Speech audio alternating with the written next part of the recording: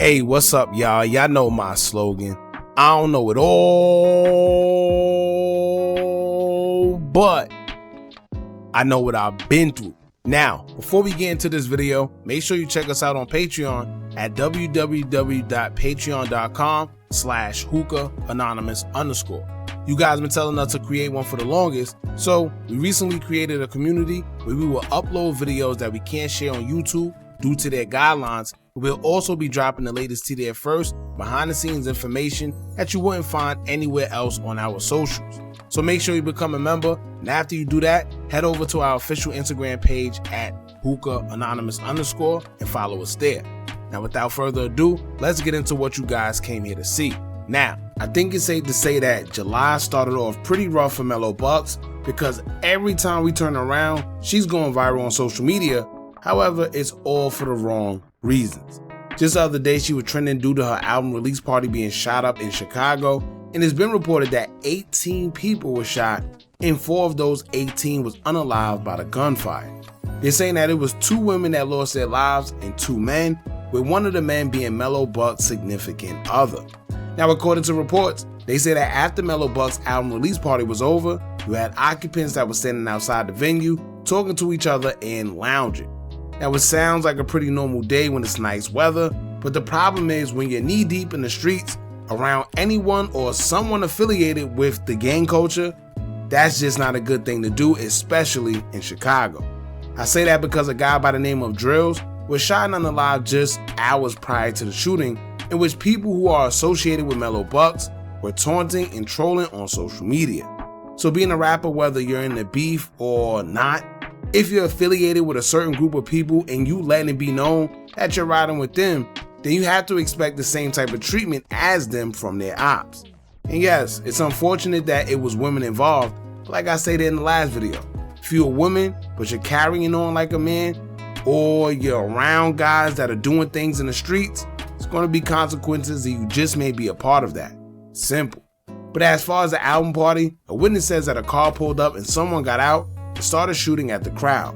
But that story isn't too credible, because when the CCTV surveillance was shown, we seen a black car pull up to the venue, and as they rolled by, shots was let off into the crowd that was standing near the curb.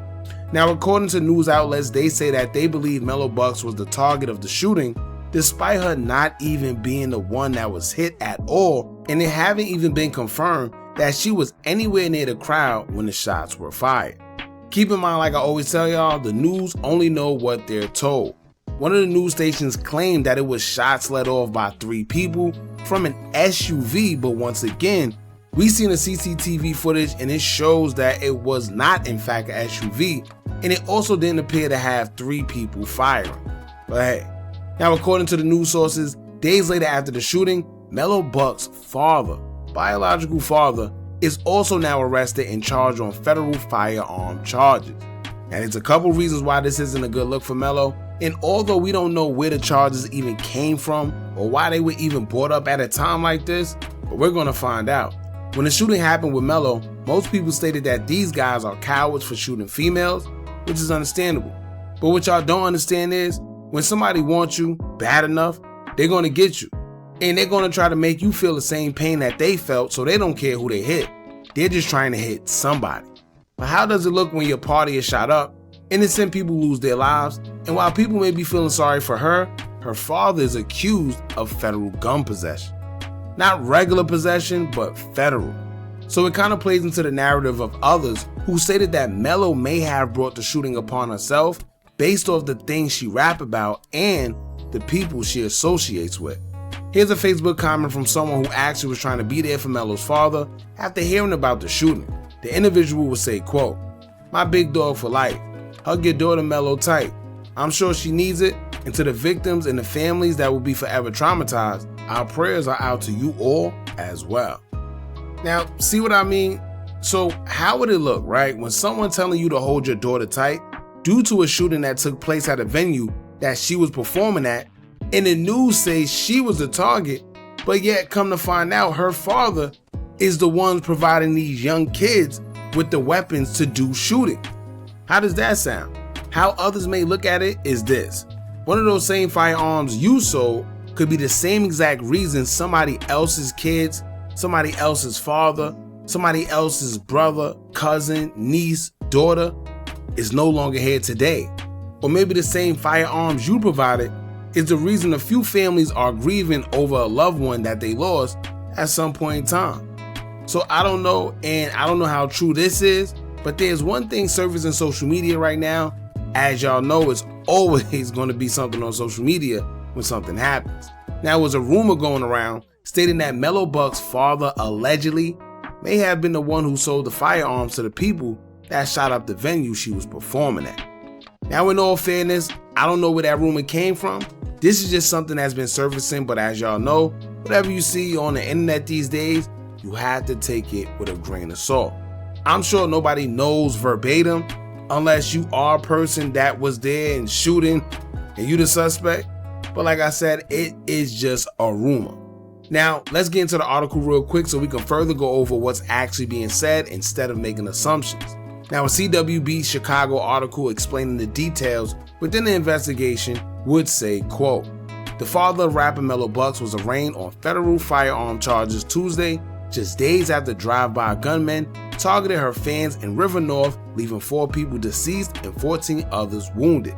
Federal officials say Melvin Doyle illegally sold 13 guns since May 20th to confidential informants working with the Bureau of Alcohol, Tobacco, Firearms, and Explosives, including one transaction that took place after the July 2nd mass shooting outside Artist Lounge, where his daughter, Melanie Doyle, had hosted a record release party. A law enforcement source told CWB Chicago that investigators have found no evidence connecting Doyle's alleged gun sales to the shooting outside the lounge at 311 West Chicago Avenue. While the complaint does not mention his daughter, a source confirmed that Doyle is the rapper's father. Now, according to a federal complaint filed Tuesday, the ATF launched its investigation based on information from a confidential informant who had known Doyle for about 3 years. That informant, along with 2 others, worked with agents to document a series of gun purchases that were secretly recorded. The first sale occurred on May 20th when Doyle sold a purple .40 caliber Glock pistol to 2 informants at his home in the 5800 block of South Martin Luther King Drive for $800, the complaint said. During the meeting, Doyle allegedly told the informants that the gun was his personal weapon and that he planned to travel to Alabama with 5 more firearms to sell, which is crazy that he said that. On May 29th, Doyle allegedly sold 2 informants a 9mm Glock pistol for $1,200. Nearly a month later, on June 24th, he sold a multi-caliber rifle and 2 pistols for $3,800, the complaint said. Another deal took place on July 1st, the day before the River North mass shooting, when Doyle allegedly sold 4 pistols and a 12-gauge shotgun for $5,000. The final transaction occurred on Monday, July 7th, when he sold 3 more pistols for $3,000, according to the complaint. Federal agents arrested Doyle following Monday's transaction. According to the complaint, Doyle was prohibited from possessing firearms due to prior felony convictions, including attempted M in 1998, manufacture and delivery of controlled substances in 2003, and manufacture and delivery of heroin in 2006. Now, according to this article, they answered our question and stated that there's no evidence that he sold guns to the guys that shot up his daughter's party. However, it don't mean that it's still not true. They may just not have the evidence, but it don't mean that it didn't happen. But like I said earlier, if that is the case, that would be a crazy plot twist. But here's another reason why that wouldn't make sense neither, because the people that he sold the weapons to the day before, I'm pretty sure they were confidential informants. So how would anybody else get the weapons if it was sold to confidential informants, in which that goes back to the police? Unless some sick, corrupted stuff is going on, but that's another story. Now, according to the article as well, they say it was one close friend that knew him for only 3 years who recruited 2 other people, and they all became informants. They are the ones that set up the buys and got everything on video, which means that pretty much Melvin is cooked.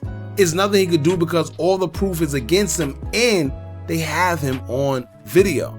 But not only that, he has prior convictions, even having an attempt M charge, in which with that and all these weapons being sold, I don't see him coming home anytime soon. And it's federal. And on another note of that, I still don't understand how he got caught with all them guns and proceeded to admit that he was going to Alabama to sell them. And he's a felon. Lord have mercy. Now, the only question I have about the cooperators is what made them all come together to cooperate? Like, were they forced, or was this something they wanted to do? Or is this something that they did because they wanted time cut on a separate sentence that they had, so they volunteered information? Or were they paid for it? The only thing I could think about is the money. Remember that they say cooperators get a very good salary. So, I don't know. Now they say the man Melvin, who they're calling Melo Buckzz' father, is charged federally with being a felon in possession of a firearm.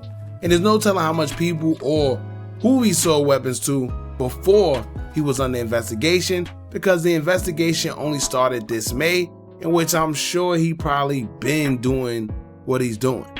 I don't know what made people flip on him, but who knows? Now also, if it's in black and white that he sold weapons to an undercover, y'all think it stopped there? Right? Ask yourself how many other undercover cops there is out there in Chicago or anywhere who blends in and acts like one of the guys, but secretly working for the CIA to capture some of your favorite drill rappers, or not just rappers, just guys in general. See, some of the kids may not know about the Donnie Brasco story, so all of this may be new to y'all. But in reality, there may be someone within your circle right now who you think you could trust, or think they one of the guys because they act so down. But guess what? The whole time, these people are CIA agents and cooperators. Sounds like something straight out of a movie, but it definitely happened before. But just think how long a certain someone in Chicago who was on O Block and then went to 63rd, and then the whole time he was giving information to the feds. Who would have knew, right? Nobody knew. I will leave that there, man. Y'all jump in the comments, let me know what y'all think about this. Don't forget to like, comment, share, and subscribe. Hit that bell so you're notified every time we drop new content. And remember, as long as you keep on watching, I'm going to keep on dropping. I'm out.